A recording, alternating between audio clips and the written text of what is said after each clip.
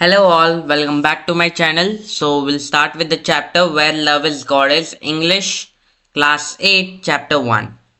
And yes, so the entire chapter has been summarized in one simple slide, and where after the class you may once I share it on the Telegram channel, you may take the printout of this and refer it every day instead of referring the entire text. Unnecessary part or the dialogues which are given in your textbook is been reduced in short as a short notes, so it will be really helpful for you all. So let's start. In Avity, a cobbler who lived in a tiny room in a basement. Where was the tiny room? In the basement. Okay. Then he had the room had only one window. एक ही window था and he was a cobbler who कहाँ रहता था? एक basement में रहता था जहाँ पे सिर्फ एक विंडो थी. उस विंडो से वो क्या देखता था? लोगों के पैर. He could see only the feet of those who passed by. जो लोग जाते थे उनके सिर्फ पैर दिखते थे, चेहरा और पूरी बॉडी हाइड हो जाती थी. मतलब वो बेसमेंट में था. बेसमेंट में यूजुअली नीचे विंडो होता है, so only most of the legs are visible. He had lost all but one of his children in their infancy. Infancy over here textbook में आप देखो the period from birth to 1 year of age, यानी 1 साल के पहले ही अगर कोई मर जाता है उनसे infancy कहते हैं. So his wife died too. Martin was left with 3 years old son. When the boy reached an age where he could help his father, he fell ill. यानी जब वो उसकी वाइफ भी मर गई. अभी जब मार्टिन का दूसरा बेटा था, जब वो 3 साल का पार्डन जो उसका बच्चा था, जब वो उस उम्र तक आ गया जब he can help his father, यानी एडल्टहुड में आ गया, बट वो भी बीमार पड़ गया जिसके कारण वो भी मर गया. अभी एक दिन क्या होता है? Now in old age Martin wanted to be nearer to the God, but अभी इट्स जेन्युइन राइट. कोई अभी एक के बाद एक मर जा रहा है. We will lose the trust from God. In same way Martin also lose his trust from God. But in his old age, he wanted to go nearer to the God. यानी old age में we feel close to the God. We want to be close to the God. So one day एक man आ गया from monetary. Monetary यानी monk के community का एक इंसान आ गया. And there Martin began to complain about his sorrow. वहां पे उस मॉन्क को वो अपने सब दुख ऐसे कंप्लेन करे कि मुझे ये भी हो गया, मेरे वाइफ भी मर गई, मेरे दोनों बच्चे मर गए, अभी मैं अकेला हूं. बा बा बा Martin all I ask of God कि मैं भी जल्द से जल्द मरूं. फिर मार्टिन भी बोलता है मुझे भी अभी जीने का क्या नहीं है, इच्छा नहीं हो रही है मुझे जीने की, मुझे भी ले जाओ, मैं गॉड को प्रे कर रहा हूं, मैं भी मर जाऊं. फिर वो मॉन्क बोलता है you have no right to such thing. We can not जज God's way. You are in despair as you wish to live in your own happiness. यानी मॉन्क बोलता है ये सही नहीं है Martin.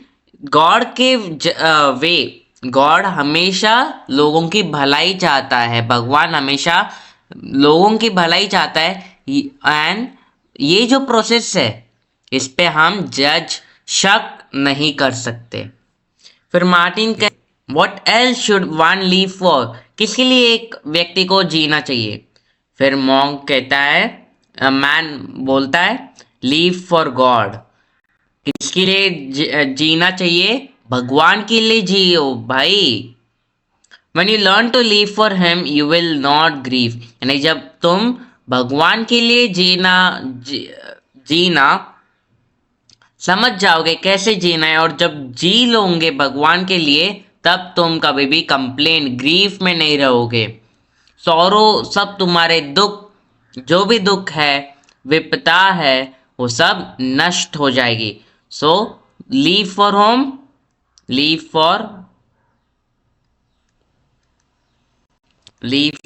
God. Yes,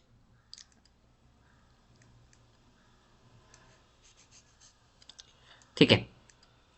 now next, Martin says but how is one two leave for God, कैसे जी सकते हैं भगवान के लिए। तो फिर मैन बोलता है क्राइस्ट जो है, जो काया है, ये राह दिखाई है कि कैसे एक व्यक्ति को भगवान के लिए जीना चाहिए। और मॉन्क सजेस्ट करता है कि तुम न्यू टेस्टामेंट पढ़ो। फिर उसी दिन मार्टिन ने उसके लिए न्यू टेस्टामेंट यानी a second part of Bible की सेकेंड पार्ट जो है, जो टीचिंग्स ऑफ जीसस के टीचिंग्स को डिस्क्राइब करता है, वो उसी दिन उसने परचेज की। और ही read it every night and more he read, more clearly he understood how to live for the God। यानी he read it day and night, और जितना उसने डीप उस बात को पढ़ा, he understood भगवान के लिए कैसे जीना चाहिए। ओके, नेक्स्ट, फिर उसको एक आवाज आती है, ये पॉइंट है, आवाज आती है। क्या, मार्टिन मार्टिन आवाज आती है, Martin Martin. he heard, Martin felt happy well, Martin ने ये सुना। उसने पूछा कौन है ये। Then he heard quite distinctly, clearly उसने सुना, Martin Martin look out of the street tomorrow for I shall come. यानी उस आवाज ने बोला कि कल तुम बाहर देखना, मैं कल आने वाला हूँ, तुमसे मिलने के लिए आने वाला हूँ।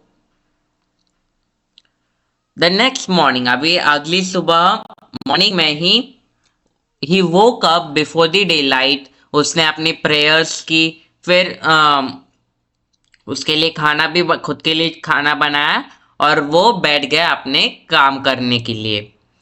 अगेन उसका ध्यान काम पर काम, बट बाहर जाता था क्योंकि कोई तो उससे मिलने के लिए आने वाला था। अभी वहां पे वो देखता है a soldier name Stepanich came to clear away the snow. अभी एक सोल्जर रहता है जो स्नो हटाने के लिए वहां पे आता है। he leaned his spade against the wall, यानी जो उसका टूल होता है, tool to clear away the snow, he leaned towards the wall, he had, और वो ऐसे बैठ गया। he had no strength to work, उसके पास स्ट्रेंथ भी नहीं थी काम करने के लिए। फिर मार्टिन ने उसको अंदर बुलाया, he gave him some चाय पानी उसको पीने के लिए दिया। फिर वो सोल्जर बोला thank you Martin for giving me food and comfort for both soul and body. After Stepanich went away, Martin continued to look out of the window, यानी वो भी गया, सोल्जर आया था क्लियर अवे द स्नो, काम करने के लिए उसके पास स्ट्रेंथ भी नहीं थी। मार्टिन ने उसे अंदर बुला के पानी दी, चाय दिया पीने के लिए, वो भी चला गया। फिर वो देखता है एक वुमेन आती है, वुमेन वोन out of the summer clothes में रहती हुई एक वुमेन आती है, और उसके हाथ में एक बेबी रहता है। एंड सून वहां से जोर से विंड आने लगता है, तो she wrap her baby and turn to opposite to the wind, यानी विंड को बैक ऐसे दिखा के वो खड़ी रहती है, and wrap her baby child. फिर मार्टिन उसे भी अंदर बुलाता है और कहता है warm yourself near the stove and feed the baby. But since वो बच्चा भी छोटा था, सो वुमेन बोलती है कि मेरे पास अभी मिल्क नहीं है, because I have not eaten anything since morning. तो उसने कैबेज सूप बनाया और उसको कैबेज सूप और ब्रेड दिया खाने के लिए, और तब तक उसने बेबी का भी ख्याल रखा। फिर वो कहता है कि तुम्हारे पास ऐसे वार्म क्लोथ्स नहीं है, इतनी ठंड है फिर भी तुम्हारे पास ऐसे वार्म क्लोथ्स नहीं है, ऐसे समर के क्लोथ्स में इतने ठंड में घूम रहे हो, कॉटन के क्लोथ्स या ऐसे लाइट क्लोथ्स जो समर में रहता है वो क्लोथ्स पहन के तुम बाहर जा रही हो, ऐसे विंटर क्लोथ्स नहीं है। देन शी सेज कि आई पॉन माई शोज, यानी आई डिपॉजिटेड, पॉन ब्रोकर होता है सिक्योरिटी मनी, पैसे की कमी की वजह से उसने अपने कपड़े एज अ कोलैटरल उसने अपने वुलन क्लोथ्स दिए हैं। सो आफ्टर द वुमेन ने खाना खाया, बेबी को फीड किया, एंड फिर मार्टिन उससे एक कप वुलन क्लोथ्स भी देता है और 6 पेंस देता है। 6 पेंस यानी वो करेंसी है, type of currency world Galaxy में दिया है। ब्रिटिश कॉइन यूज टिल 1971 तक ये ब्रिटिश कॉइन रहती थी, तो उसने 6 पेंस दिया। एंड क्यों? क्योंकि वो अपने वुलन क्लोथ्स वापस ले सके। फिर वुमन कहती है, Lord bless you, surely it must be have taken Christ who made you look out of the window and take pity on me. अभी लेडी बोलती है कि भगवान आपकी रक्षा करे, may he bless you, Lord bless you, जिसने आप विंडो के बाहर देख रहे थे इसलिए आज मुझे खाना भी मिला और मुझे मेरे वुलन क्लोथ्स पॉन जो थे वो निकालने के लिए आपने मदद भी की। सून वो फिर से बाहर देखता है, बाहर वो देखता है कि एक वुमन जो है वो एप्पल बास्केट में एप्पल से वो लेकर वो घर पर जा रही थी। वहीं पे एक लड़का चुपके से एक एप्पल चुराता है। नाउ ये बात किसने देखी? किसने देखी? उस वुमन ने देखी होगी। फिर वो वुमन गुस्सा हो गई और उसने बोला कि I take it to the police, ठीक है, and threaten him to take to the police. जल्दी से मार्टिन घर बेसमेंट से ऊपर आया and he rushed out of the door and he said forgive him for Christ sake. The woman let go. फिर वो बच्चे को कहता है माफी मांगो दादी से। फिर वो लड़का रोते रोते सॉरी भी बोलता है। वुमेन बोलती है कि उसे अपनी गलती की सजा देनी पड़ेगी, सो दैट वो ऐसी गलती किसी और के साथ न करे। फिर मार्टिन बोलता है ये सही रास्ता नहीं है, that is not God's way. वो उस दादी को भी समझाता है। As the old woman was about to reach something in a higher position, her sack on her back. The boy offered to carry it. यानी और कुछ बोलने के पहले ही लड़के ने उसकी बैग ली और बोला मैं आपकी मदद करता हूँ जाने के लिए। They went down to the street together. Then Martin went back to the house and opened the book. फिर उसको फिर से आवाज सुनाई दी। This part is not that important, that's why it's not included in the slide, but can pay attention.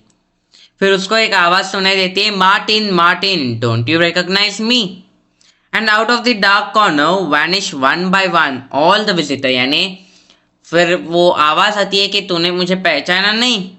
फिर जो भी visitors थे स्टार्टिंग फ्रॉम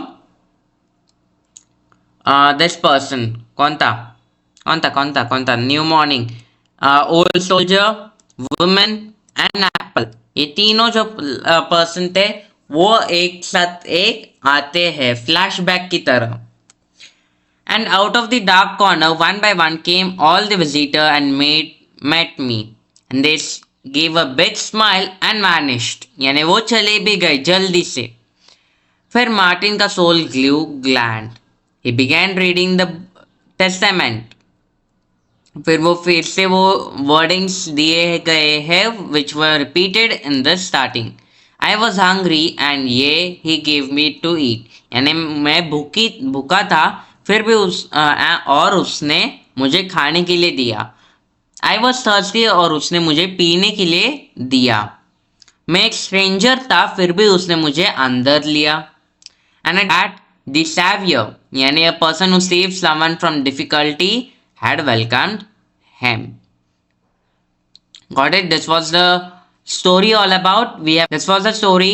वो क्वेश्चन इसके साथ में लेकर उसकी फोटो कॉपी मुझे कभी तो पढ़ ले .8@gmail.com में भेजोगे, तो इसलिए कभी तो पढ़ ले। यस, चलो बाय एवरीवन, थैंक यू।